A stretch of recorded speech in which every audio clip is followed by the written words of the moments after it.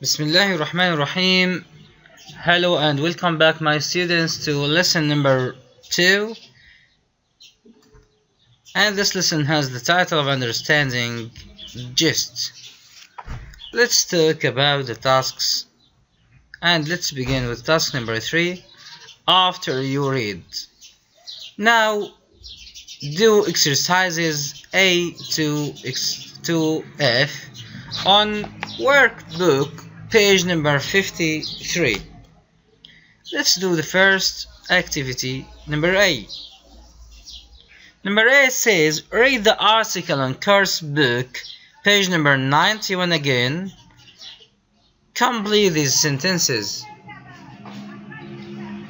Number 1. English is sometimes called the world language because we have a space. Number 2. People in Britain speak many so and so. Number 3. The varieties of English have differences in. We have space, another space, and a third one. Number 4. Speakers of different varieties of English can usually. Number 5. Nobody can control language because. Why? Why language can't be controlled? Number 6. A sixth of the world's population. We have another space also here. And number 7. About 1 billion people use English for travel, work, or study, although, and then we have a space. So let's fill in the spaces with phrases or words, or let's say sometimes sentences. Number 1. English is sometimes called the world language because people around the world use it to communicate. Number 2. People in Britain speak many. They speak many varieties of English. 3. The varieties of English have differences in pronunciation, vocabulary, and grammar. What about number 4? Yes, number 4. Speakers of different varieties of English can usually understand each other. Number 5. Nobody can control language. Why? Why can't we control language? Because language is a living thing. Because it's a living thing. It grows and it gets old and old. Some vocabulary vanished, some other vocabulary come, and so on. Number 6. A sixth of the world's population speak English fluently. And number 7. About 1 billion people use English for travel, work, or study, although they don't speak it fluently. Now let's do something else. Practice number B. Explain these phrases from the text in your own words. Number 1. A world language. In line number 7. 2. Local varieties. Line 15. 3. Is regarded as. Line 16. 4. The most noticeable differences. In line number 24. It has been suggested. Line number 40. Language is a living thing. Line number 43. Has its own vocabulary. Lines 50 and 51. And then it has been estimated. Line number 53. So let's explain these phrases.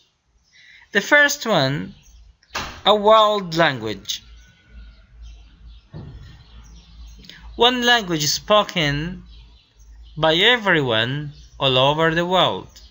Number 2, local varieties, different types in different places. 3, is regarded as, people think is, or considered. Number 4, the most noticeable differences, the clearest things which are different. 5, it's been suggested, someone has said that it might be a good idea. Number 6, language is a living thing. Language is always growing and changing in the same way that living things do. Number 7, has its own vocabulary, has a specific set of words used only by a certain group of people. Number 8, it has been estimated. A rough figure has been calculated because no exact figure can be calculated. Now, after doing this exercise number B, let's move to exercise or practice number C. What do these words refer back to?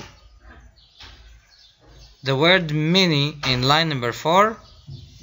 Number 2, this language in line number 8. 3, preferring in line number 37. Number 4, for this line number 49.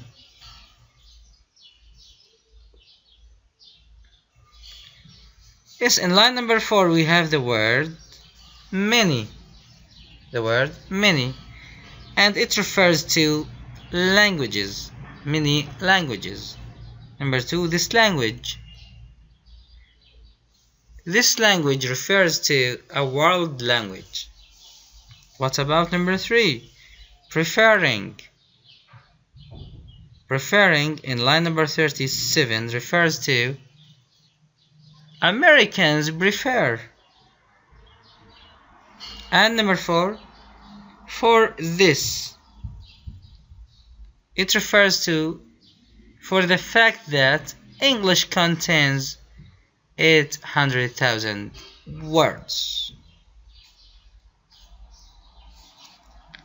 Now practice number D. Look at lines 18 to 32 of the same article. Find 3 words that have a similar meaning to but. We have between line number 18 and line number 32, we have 3 words that have the same meaning of but. So what are these words? The first word begins with H, the second begins with WH, and the third one begins with W and H. So here are the answer. Number 1, however, 2, while, and number 3, whereas. And all of them express the contrast between the previous ideas and the following ideas. Now let's do practice number E. Imagine that a British person asked you about Arabic. What would you say about the following? Varieties of Arabic, an international standard, differences between varieties, and the future of this language, I mean Arabic. If we are asked by a British person about our native language, which is Arabic, so we can say that there is no varieties of standard Arabic because the Holy Quran saves and maintains this language. But there are some differences between the varieties of slang Arabic and standard Arabic is used in the Arab world, like Saudi Arabia, Syria, Libya, and so on. And because Arabic is a flexible language, so it has a very good future, we hope so. Now practice number F. Tick the opinions about learning a language that you agree with. Compare your answers with a partner. Explain why you agree or disagree with each opinion.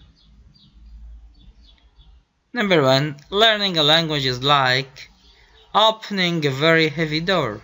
2. Learning a language is like being in the army. 3.